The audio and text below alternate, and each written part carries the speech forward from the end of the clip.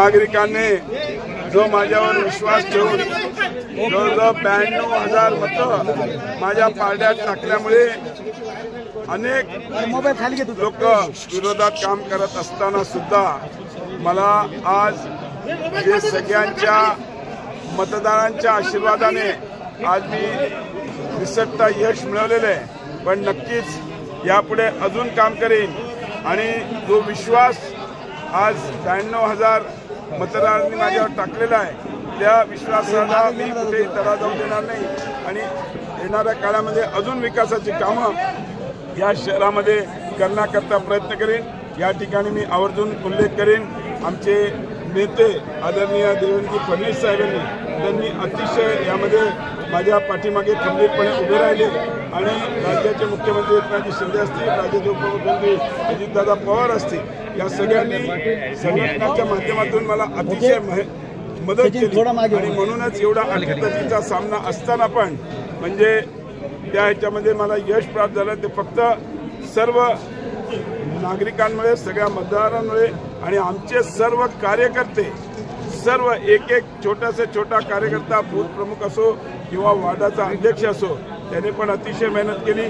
सगळ्या माझ्या मित्रांनी मेहनत केली, माझा परिवार पूर्ण, माझ्या परिवारातले पण सगळे सदस्य अतिशय सगळेजण म्हणजे माझी दोन्ही मुलं तर अक्षरशः जसं काय ते राजकीय आहे तसा त्यांनी काम केलं। माझे बंधू असतील, माझे सगळे पुतणे वगैरे सगळ्यांनीच, माझ्या सुना असतील, यांनी सगळ्यांनी याच्यामध्ये खूप मेहनत घेतली आहे। माझ्या कार्यकर्त्यांनी तर आतोरात आमच्या महिला सगळ्या भगिनी, सगळे आमचे कार्यकर्ते मित्र आमचे, त्यांनी अतिशय खूप मेहनत घेतली आहे। मी या सगळ्यांच्या मेहनतीतच आज हे चीज आहे, नाहीतर एवढ्या अटीतटीच्या सामन्यामध्ये निवडून येणं थोडंसं अवघड वाटत होतं।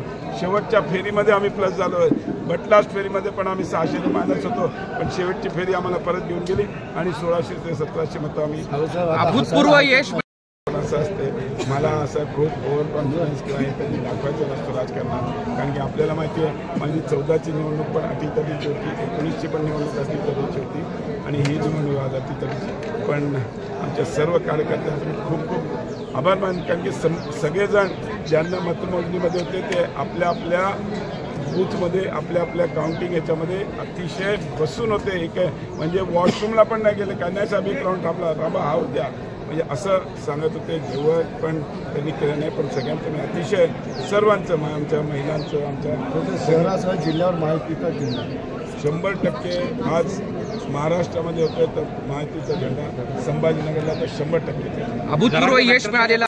देशात आमच्या सरकारने सामान्य जनतेसाठी अनेक योजना आणल्या, त्या माध्यमातून त्यांना जे शेवटच्या घटकापर्यंत प्रत्येकाला मदत करायचा, प्रत्येकाला सक्षम करण्याकरता, म्हणजे लाडली बहिणाच्या माध्यमातून आम्ही महिला सक्षमीकरण जे आमचं ध्येय होतं ते आम्ही पूर्ण करायचा प्रयत्न केला। मताधिक्य घटनेपाठीमागे जरांगे फॅक्टरचा परिणाम म्हणतोय का?